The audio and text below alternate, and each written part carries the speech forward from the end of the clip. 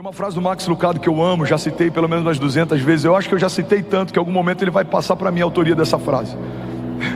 Talvez nem ele se lembre de ter falado isso. Quem sabe em algum momento Deus conecte a gente e no almoço eu fale sobre, e ele fala, muito boa essa frase.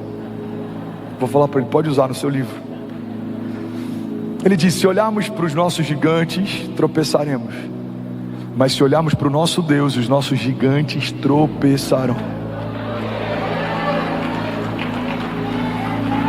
A sua perspectiva, se for para Jesus, você pode fazer melhor. Sua perspectiva define muito a respeito da sua visão de mundo. Você vai para o aeroporto, você olha de perto no embarque, o avião é gigante. Você olha depois que ele decola, o avião é minúsculo. Você olha depois que ele está bem distante, ele é quase imperceptível. Ele é grande ou pequeno dependendo do lugar que a gente olha para ele. Todo ponto de vista é a vista de um ponto. Assim são os nossos gigantes, e assim é o nosso Deus. Se você se inclina para olhar para os seus problemas mais do que você se inclina para olhar para as suas promessas, os seus problemas parecerão mais poderosos do que as suas promessas. Você quer um exemplo disso? Começamos os nossos dias muitas vezes acessando os noticiários, mas poucas vezes acessando um devocional. A gente ouve o que a notícia do dia fala, mas a gente não acessa o que a boa notícia já falou há milhares de anos atrás.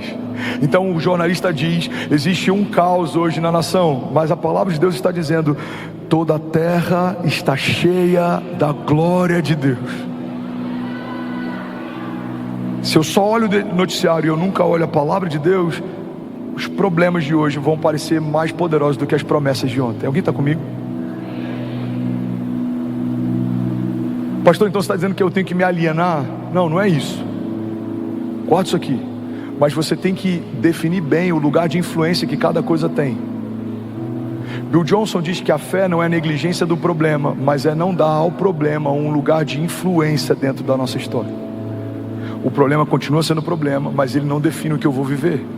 A doença continua sendo doença, mas ela não é a palavra final sobre a minha vida. A crise continua sendo crise, mas eu sei que os pensamentos que Deus tem a meu respeito são pensamentos de paz e não de mal, para me dar o fim que eu desejo. Então, irmão, o povo de Deus não deve ser alienado. Mas vivemos só olhando para os problemas e não para as promessas já é uma forma de alienação. Já ouviu falar de alienação parental? É quando um dos pais gera uma influência sobre o filho a ponto de deturpar coisas. A gente acreditou e a gente comprou isso. Guarda isso aqui em nome de Jesus. O mundo criou uma mentira de que sermos crentes, sermos povo de Deus, isso é uma alienação.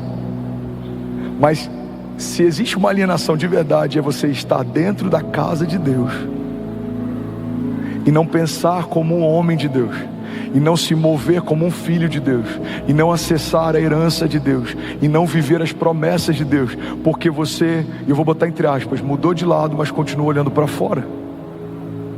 Você faz parte de um reino eterno, mas continua se movendo por um reino passageiro. Você faz parte de um povo eleito, mas você continua olhando para fora a partir de uma perspectiva natural. Irmão, olha para mim, alguém está recebendo algo de Deus aqui? Não faz sentido estarmos debaixo de uma nova aliança, mas nos movemos como se estivéssemos na antiga aliança. Você está debaixo de uma nova aliança. E o que essa nova aliança te tornou? Te tornou mais do que vencedor. Te tornou rei e sacerdote. Você ministra diante de Deus. Você tem acesso à presença de Deus. Você carrega a vida de Deus. Você fala em nome de Deus. Você liga e desliga na terra e nos céus. Você profetiza, libera palavras e elas se cumprem. Você toca enfermos e eles são curados. Você ora por cativos e eles são libertos. A palavra de Deus diz, o Senhor me ungiu para anunciar o seu ano aceitável. O que era o ano aceitável do Senhor? Era o jubileu, quando 7 ciclos de 7 anos se completavam, todos os escravos eram libertos, todas as dívidas eram perdoadas e todas as terras voltavam para o seu dono de origem. O que a palavra está dizendo é, o Senhor nos ungiu para declarar aos cativos a liberdade, a sua dívida foi paga, as algemas foram quebradas, você não é mais cativo, as cadeias se romperam. Se Cristo nos libertou, verdadeiramente somos livres. Qual é a boa notícia que nós temos para os enfermos? Isaías 53 33 declara: certamente Ele levou sobre si as nossas doenças e enfermidades, e o castigo que nos trouxe a paz estava sobre Ele, pelas suas pisaduras nós fomos sarados. As terras voltam ao lugar de origem, aonde você colocar a planta dos seus pés, abençoado será. Pede-me e eu te darei nações por herança e os confins da terra como a sua propriedade. Ei, eu vim aqui debaixo da unção do Senhor nessa manhã para declarar que o ano aceitável dele já está estabelecido. Não há condenação, não há julgo, não há peso, não há juízo, não há correntes ou cadeias, não há principados ou potestades, não há anjos ou demônios, não há nada nos céus ou debaixo dos céus, não há nada na terra ou debaixo da terra, não há nada no presente nem no porvir, não há altura nem profundidade, não há nada na criação capaz de nos separar do amor de Deus que está em Cristo Jesus. Alguém crê nisso aqui, pelo amor de Deus? Ele é um Deus forte, fala comigo, Ele é um Deus forte. Salmos 46:1 diz: Deus é o nosso refúgio e fortaleza, Ele é auxílio presente na adversidade, por isso não temeremos, embora a terra trema e os montes afundem no coração do mar, embora estrondem as suas águas turbulentas e os montes sejam sacudidos pela sua fúria. Há um rio cujos canais alegram a cidade de Deus, o santo lugar onde habita o Altíssimo. Deus nela está e ela não será abalada. Deus vem no seu auxílio desde o romper da manhã. Nações se agitam, reinos se abalam, mas Ele ergue a sua voz e toda a terra se derrete. O Senhor dos exércitos está conosco, o Deus de Jacó é a nossa torre segura. Alguém pode dizer glória a Deus por isso? Pastor, o que a palavra diz a respeito de Jesus? Me fala um pouco mais, talvez seja novo para alguém, ou talvez alguém aqui tenha esquecido. Eu não lembro quem é o autor, mas tem um autor francês que ele dizia que nada do que a gente fale no púlpito é algo novo. A nossa função é só relembrar aquilo que a gente jamais poderia esquecer. Talvez para alguém aqui o que eu vou falar você já sabia, mas se esqueceu. Talvez era um conhecimento que você tinha e se esvaiu. Talvez era uma convicção que você carregava e ela se perdeu.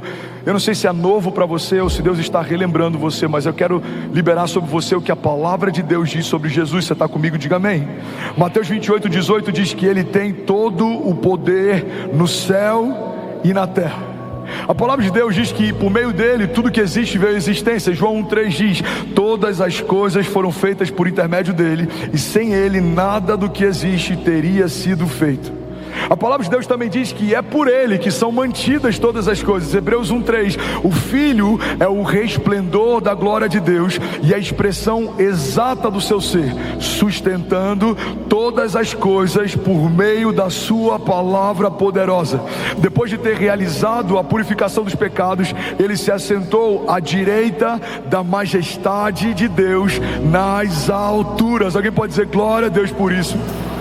A Bíblia diz que Ele tem as chaves do inferno e da morte. Apocalipse 1:18 diz: eu sou aquele que vive, estive morto, mas agora estou vivo para todo sempre, e eu tenho as chaves da morte e do Hades. Eu vou lembrar para alguém aqui, você vai celebrar no seu lugar. Ao terceiro dia Ele ressuscitou. Aleluia, aleluia. A Bíblia diz em Colossenses 2:15 que Ele despojou as autoridades e poderes malignos, fazendo de todos eles um espetáculo público, triunfando sobre eles na cruz do Calvário. A palavra de Deus também diz que a morte não pôde retê-lo. Deus o ressuscitou dos mortos, Atos 2:24. Mas Deus ressuscitou dos mortos, rompendo os laços da morte, porque era impossível que a morte o retivesse. Recebe isso em nome de Jesus. Todo laço de morte, tudo que te paralisava, tudo que te amedrontava, sejam pensamentos de morte, sejam palavras de morte, ou seja a morte sobre aquilo que Deus te entregou. Talvez sonhos que parecem mortos aos seus olhos, talvez projetos que parecem mortos aos seus olhos, talvez promessas que foram esquecidas. Eu vim aqui nessa manhã, debaixo do nome poderoso de Jesus, declarar que voltem a viver. Vale de ossos secos, voltem a viver. Assim diz o Senhor, em nome de Jesus. Se você recebe isso, diga amém. A Bíblia diz que ele foi exaltado por Deus. Filipenses 2,9 diz: por isso Deus o exaltou à mais alta posição e lhe deu o nome que está acima de todo nome, para que ao nome de Jesus se dobre todo o joelho nos céus e na terra e debaixo da terra, e toda língua confesse que Jesus Cristo é o Senhor, para a glória de Deus Pai. Alguém pode dizer glória a Deus por isso? A Bíblia diz que ele reinará e que todos os inimigos serão colocados debaixo dos seus pés. 1 Coríntios 15:24 diz: então virá o fim. E quando ele entregar o reino a Deus, o Pai, depois de ter destruído todo o domínio, toda a autoridade, todo o poder, pois é necessário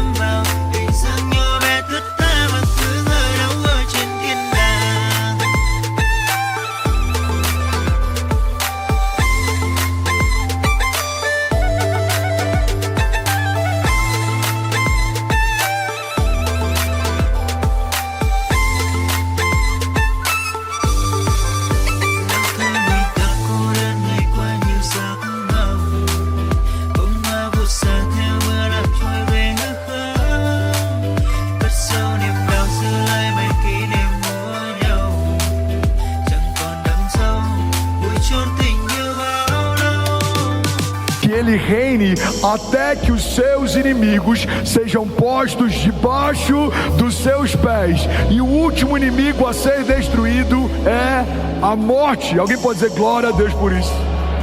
Tudo bom? Você acabou de assistir uma mensagem aqui do nosso canal. Eu tenho certeza que ela te edificou e que ela vai gerar algo novo em você. E a gente separou mais 2 vídeos. Eu quero deixar essas indicações aqui para você continuar queimando com Jesus. E eu quero muito te fazer um pedido também. Se essa mensagem te edificou, comenta aqui embaixo, segue o canal, me ajuda a compartilhar para que mais pessoas sejam tocadas também. Deus te abençoe.